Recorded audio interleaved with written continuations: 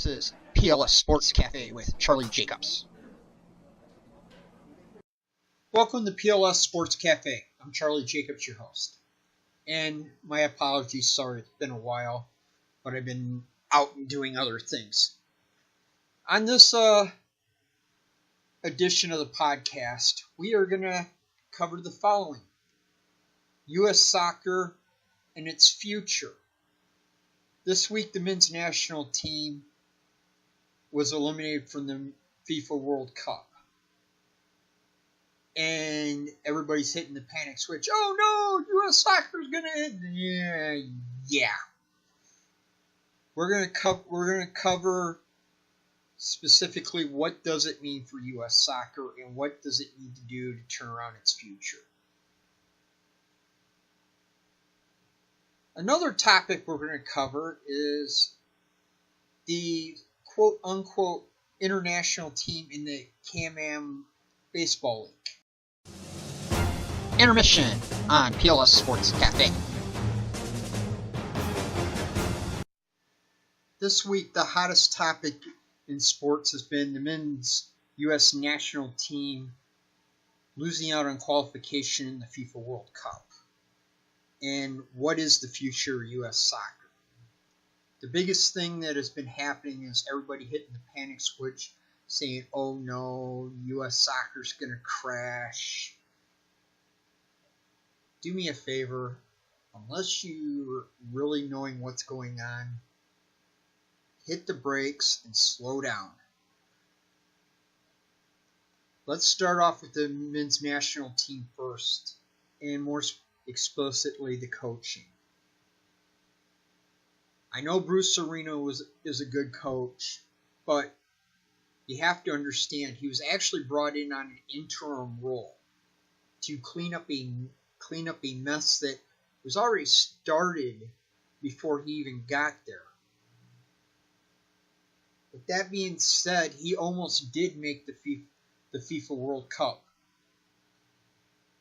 with unfortunately his last game being on a field about as bad as Western Michigan was on Saturday when they were about to go play Akron in football. I mean, that's how bad that field was and how bad it was down in Trinidad. I mean, that thing, yeah, you had a better chance of water skiing than playing soccer. With that being said, it is a failed result. The U.S. isn't going to the World Cup, and it's time to rebuild. That brings us to all the organization stuff within U.S. soccer. First off, if I was U.S. soccer, I would not dare do any coaching hires till after the February vote on who's going to be the head of U.S. soccer, period. That way, you get some time, and gives everybody a little bit of time to think, and it's especially because everybody's got to get their footing on this. Whoever the new leaders of U.S. soccer are, you're going to have a few problems to contend with. One, the men's national team and management of the U.S. men's national team. Two, the professional organizational structure of the United States professional programs, which is in a mess. And by the way, friendly reminder, U.S. soccer still has a lawsuit in the Court of Arbitration for Sports with the North American Soccer League right now. That's going to have to be settled up in this mess, and that's not even guaranteeing that the NASL will be stable after all this. And one of the debates going on right now is, there needs to be promotion and relegation. And honestly, there's a possibility that both what we would call a U.S.-style sports system where there's major leagues and minor leagues and teams don't go from one league to another, can coexist with a league that, your teams can go from one league to another, which down the road could possibly set up a U.S. Super Cup tournament type format. Other countries do have said idea of a Super Cup, but it's never been entertained at this level. And also, keep in mind, we don't know how the Canadians are going to play in this, nor the Mexicans. We could be looking at maybe down the road even a true North American sports league or a true North American soccer league with both U.S. American and Canadian or U.S. Mexican and Canadian squads. But those are going to be the two major topics that the organization itself are going to have to take care of. Lastly, everybody forgets that there's actually some strong points right now within the U.S. soccer. In the biggest organization-wise, the women's program, and the U17 program with players up and coming from there. Those programs, it's a good starting point.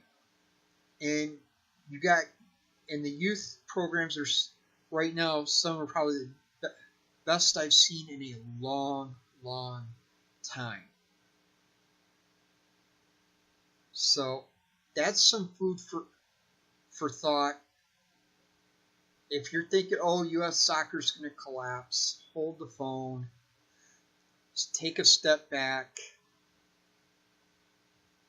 Yes, the U.S. men's national team failing to qualify for the FIFA World Cup was a setback, but it's not the end of the U.S. soccer world. Some things need to be fixed. Let's attempt to fix them and move forward. Intermission on PLS Sports Cafe.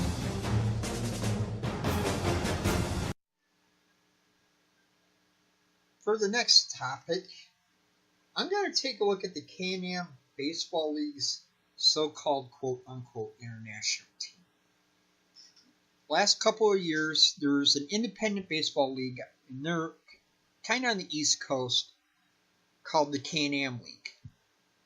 They have invited in a couple different international teams, and they play about what would be about a 25% or a quarter of a load schedule of what the Can-Am's full season is.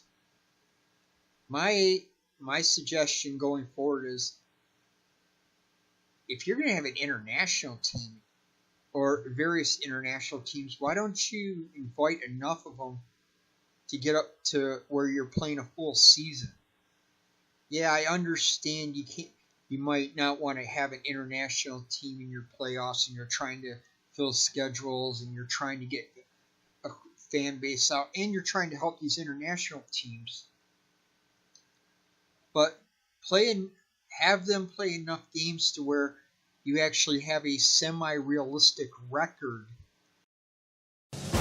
Intermission on PLS Sports Cafe.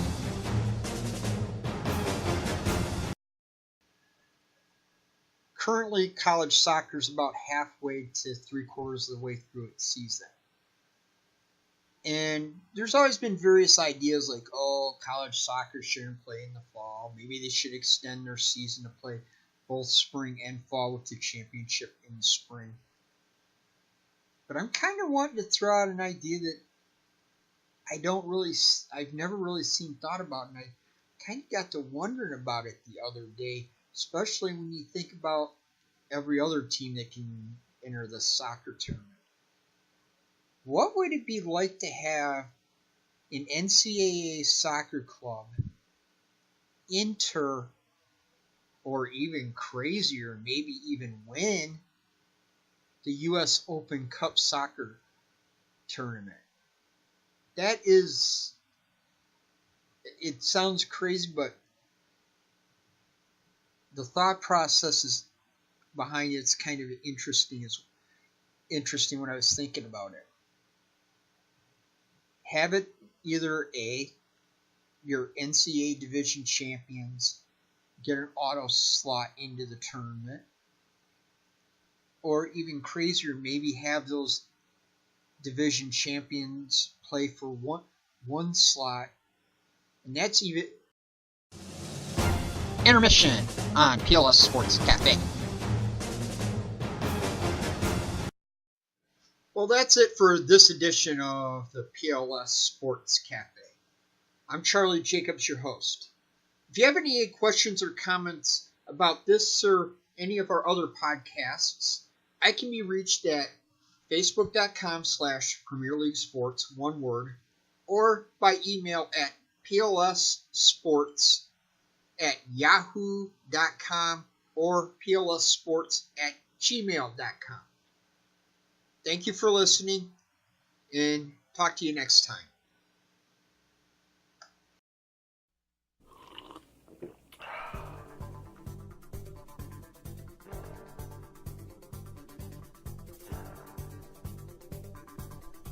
PLS Sports Cafe is a Charlie Jacobs production.